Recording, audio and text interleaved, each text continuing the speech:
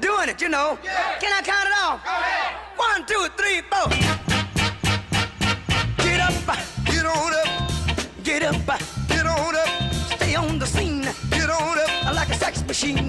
Get on up, get up, get on up, get up, get on up. Stay on the scene. Get on up. So I've just arrived back in the back home after watching the McGregor-Mayweather fight. Pretty awesome fight, but now it's time to get back into the swing of things.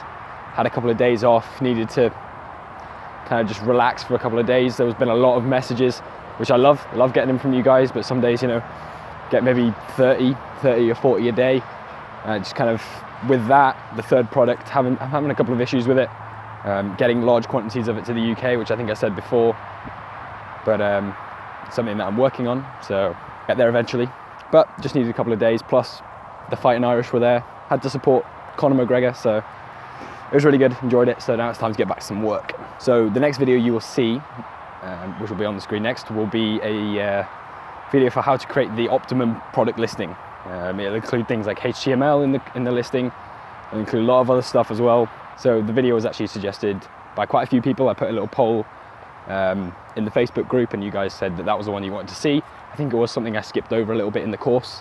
Yeah, it was something that I skipped over a little bit, but you know, as long as it's cleared up in this video, it should be all good. So I'm just going to talk you through some of the main points of kind of an optimized listing when it comes to selling on Amazon. Now, I myself use all of these as when I can, because any advantage you can get over someone else's listing, if it's slightly more competitive, is a bonus. You know, when you think about it, when customers go online, they might click on yours, they might click on someone else's, they might click on one other person's. If the other person's listing is slightly more better optimized, you know, it sells sells the product a little bit better, has a few more reviews, they're always going to do that one, even if it is slightly more expensive, because they trust it, they trust the product a little bit more. Whereas yours, if your listing looks amateur, if it looks like it's only got a few images, the sentences aren't structured very well, then it's an easy decision for them. And small changes on Amazon, you'll notice, will make a massive difference. So the first one that I cannot stress enough is probably HTML in the listing, especially in the product description, which will be on the screen now. Basically, there's 3 tags that you need to note. There's a bold tag, there's the space tag, the break tag, and then there's also the and there's basically only 2 tags that you need to know. There's the bold tag, and then there's the space tag or the break tag. Now, if you've done any HTML before, you'll know. But basically, every time you open a tag, that will be circled on the screen now. It then needs to be closed, and then the space in between those 2 tags is then whatever the command is. In this case, bold.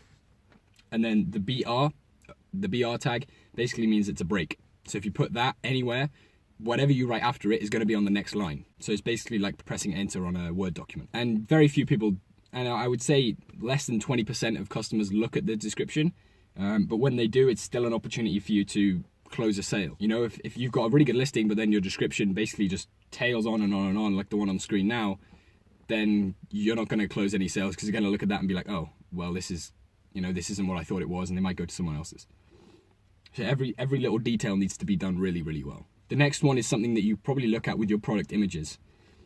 Now, a product description image or a usage image is, in my opinion, really vital to the success on Amazon. If you just have, you know, a picture of your product and your product in use, that's great. But if you have maybe as your second or third image a product like almost like a cartoon, or it doesn't have to be cartoon, but it can also be real. But as your second or third image, if you have a description like a walkthrough instruction as an image, that in my opinion is imperative to success. I added one of those onto one of my products, and I went up maybe like 30-40% in just from then on. It just went up. It's something, I'll put some examples on the screen now, but it's basically where it can be cartoon, it can be, you know, drawn. You know, ask a graphics designer on Fiverr or something to do it for you. It won't cost very much, and as long as it shows like how to use your product, the advantages of using your product, you know, just run through how you use it, you know, from taking it out of the box to washing it up and putting it away again, or folding it up or whatever, because then it really, you know, if it's a simple to use product, you really want to sell how simple it is to use and show them in the image. And the images are probably one of the biggest selling points that you have.